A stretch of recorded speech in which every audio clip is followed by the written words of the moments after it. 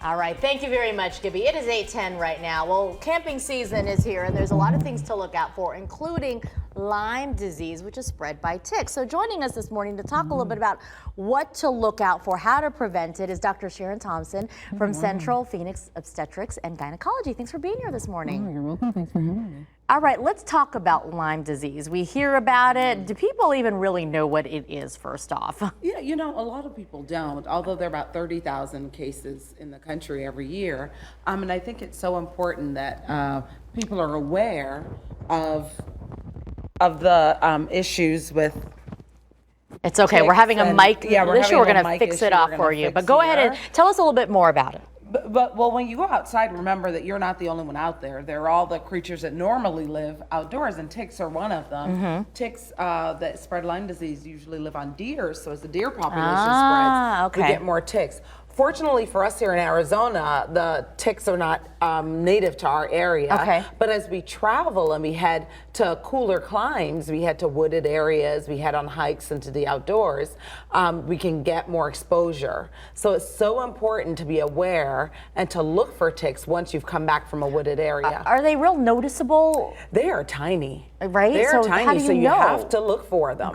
Like with a microscope tiny? Not with a microscope, but definitely take a good examination of exposed areas. One way of protection is to wear long sleeves. Wear long pants, but I know a lot of us wear shorts, it's more comfortable. But when you get back indoors, definitely do a good skin examination to look for tiny little ticks that might be on your body. Put your clothes in a warm dryer for about 10 minutes. That'll kill it off? That'll get rid of any ones that were riding on your clothing. So the examination is so important. So once we are taking these prevention steps, what symptoms should we look out for if you actually have maybe been bitten by a tick and now you may have Lyme disease? Sure. So the first thing that people may notice are flu-like symptoms. A lot of folks will report fever, body aches, feeling tired, malaise we call it, and typical rash. So I think you showed some pictures there of the typical bullseye rash that you can see with early Lyme disease. So if you've been to a wooded area and you start having symptoms of fever, you see a red spot, and for people who are brown, it may be kind of purplish, right? You might not turn red. You definitely want to talk to your healthcare provider. I'm thinking, oh my gosh, I have a bite. I think I might have it.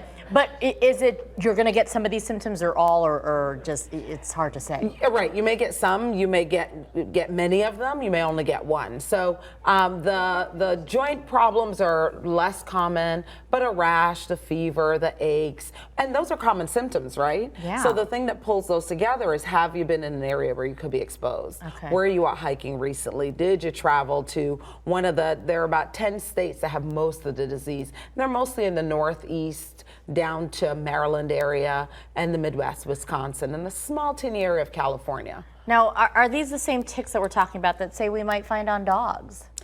Yes, these ticks can be on household animals as well, but typically in those areas. So in the Northeast, in Wisconsin, in this area of Northern California. Again, we don't see the disease here in the Southwest, but if you travel to one of those areas, have it in your mind. Now, there are other tick-borne diseases, and so anytime you're in an area where you're exposed to ticks, you definitely want to do the same thing. Do the examination, put your clothes in the dryer, look out for symptoms. Because Lyme disease can be treated with antibiotics that are available. That's simple. That's simple, but you want to catch it early.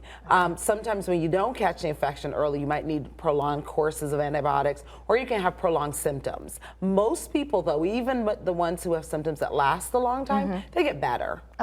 Well, it doesn't sound that dangerous as long as we always look out for it and look out for it, treat it early. Yeah, take those preventative measures that Dr. Thompson's talking about. We always appreciate when you're in, especially on, I know not that you have a day off when you're bringing in babies into the world. No break in the baby world. Thank you for being with us this morning. Thanks for having me. My pleasure.